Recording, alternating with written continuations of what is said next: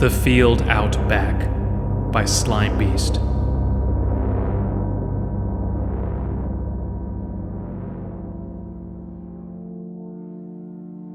I miss the old days when kids would roam the world of their neighborhood without parents worrying about someone snapping them up. Then again, I guess there was always an element of danger, regardless of the era. You know, it's actually funny how much you can get over as a kid. You forget things. Terrible, weird, and otherwise scarring things that you would just kind of put out of your mind one day. It's not a purposeful thing, it just happens. You break a bone one day, and next you get a puppy. Broken arm? What broken arm? It can be absolutely chilling when those memories come back, by the way. You'll be perfectly fine and happy, working or watching television, and it'll hit you again. Boom. You remember that freakish event, and suddenly you're 8 years old again. In a split second, your bank account, your job status, the home you've worked for, they all mean shit because something terrible came back and you're a vulnerable child once more. For me, that memory is the field out back. The kids on my street used the phrase so often and with such excitement that it almost became a single word to us. Let's go to the field out back. Want to play army in the field out back? Hey, there was a dog in the field out back. That field, to this day, I have no idea who owned it. Developers never touched it, I guess. It was an expansive, flat span of reddish-brown earth and a waving sea of overgrown weeds. When the milkweed went out to seed out there, it was like Christmas snow. There was a creek that ran through the field and a small hill on the other side, far away from the houses. I can't count how many times we'd all search for crayfish in that creek, how many times we fell in or pushed each other, and that hill was always so perfect for sledding. The field out back was more of a home to us than anywhere else. The thing that keeps coming back to me, well, it happened on one of those normal days when I was aimlessly wandering that utopia, and I was there with a friend named Frankie Butler. He wasn't my best friend, wasn't even my own age. I could easily remember when he had been born, mostly because his mom breastfed in front of me once, and I was terrified. I didn't really think much of it, but looking back, I suppose I was more of a free babysitter than a friend. Neither of us knew that, of course. During this outing, we decided to jump the creek at its narrowest point. I was Ariel, and he, in what I regarded as a childish thing even then, was do everything man. He jumped first, and easily cleared the water.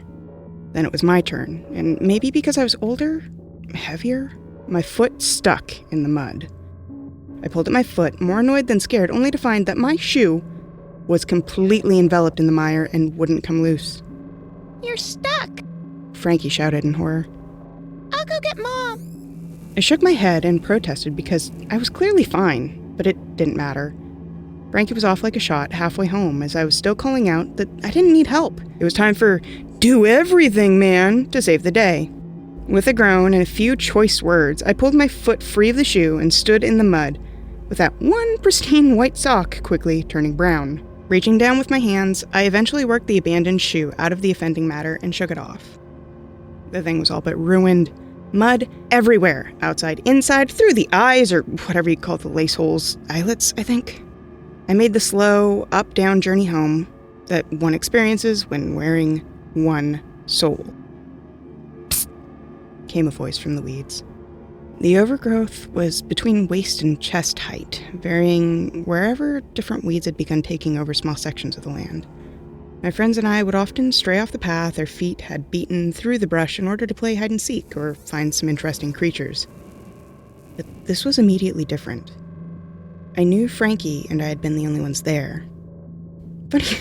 Funny thing, this was actually the first time I could remember being alone out there.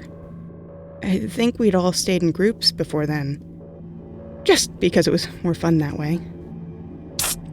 Hey! What? In here. Why? You'll see. Confused, disturbed, but curious and filled with what I assumed to be bravery, I pushed back the greenery and followed the sound. I found a rotten, bug-eaten fence post that had all but fallen over. A few strands of wire still clung to the post, leading down into the soil. Ow! As I passed the post, a spur of barbed wire caught between my sock-clad toes. Soon after, red began to commingle with the dirty brown staining. Oh, sorry. I should have told you about that. Who are you? Where are you? Keep coming. You'll see. I have to go, actually. I'm playing with someone. Please? I need help. Why? You'll see. The voice was insistent but pleasant. I had no reason to believe that it wasn't someone who needed my immediate assistance. The voice wasn't creepy or threatening or even angry that I kept hesitating and asking questions. It was just there. After a few moments, I came to a small clearing. On the opposite side of this strange, dead brown area, I could see more fence posts with rusted and haphazard wire. In the center of this spot was a small, brown burlap sack. The sack was tied at the neck, and I could see there was something inside, due to its lumpy nature. A small set of shoe prints, much like my own, led straight towards it. Finally. The voice sounded relieved. I laughed. What the heck, kid? Someone put me in here. Who? Someone bad. Let me out. Untie the sack. I approached, and as I did, the bag started to move. The lumpy form inside wiggled in anticipation and seemed to pitch and heave as if breathing faster and faster. My hand rose about an inch from the dirty, wet knot. Why'd you stop? I don't know, I'm sorry. Well, let's go. I withdrew my hand. How did you know that I'd stopped? The sack ceased moving entirely and lay motionless, as if in thought. Come on. Let me out. Don't be mean. I can't breathe. I think I'm dying because I'm inside of a sack. I took a step back and started looking around for any sign of an adult. I would have settled for Frankie, just coming back alone. I should get someone, I finally croaked in my dry mouth. No! The sack shimmied slowly across the ground, all the way up to my feet. No, please. Come on, do it now. I'll give you some of my Transformers. Huh? I have a lot of Transformers and Voltrons. My mom and dad are rich. I have every toy. I have all the toys and some of them. I even have 2. Come on. Let me out of here and you can pick some. No off limits. That set off all sorts of alarms for me. I don't know why, but I'd like to think it's because I'd been warned against strangers offering gifts. That might have been giving myself too much credit, however, as it was probably just a very strong gut feeling that something was wrong, and once again inched away from the rough, stained object. I don't think I should. I have to go. No, came the responding whine. I turned to run. As I did, I caught a glimpse of the sack itself turning upright as if standing to its feet. I bolted to the weeds, looking back over my shoulder to see it toddling on its ends, bound neck flopping back and forth atop its dwarf-like form. Meanie.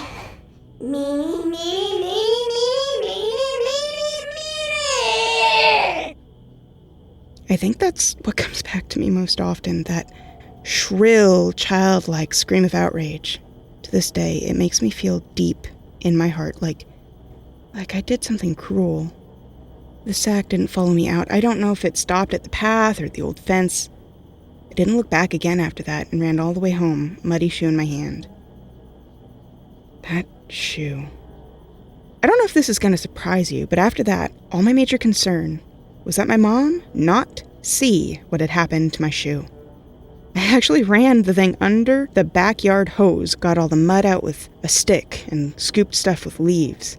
And then I went indoors to safety. Kids. It's amazing what you can get over, what you can put behind you the minute something else important comes to mind. She never noticed, by the way. The shoe dried out, I got rid of the socks. Both, just to be sure. In fact, there was only one problem I hadn't foreseen, and it had nothing to do with anything I'd done. Get this.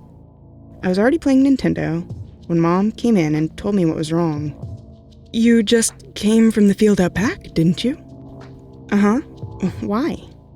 Well, Frankie's mother and I were just wondering if you knew when he was coming home.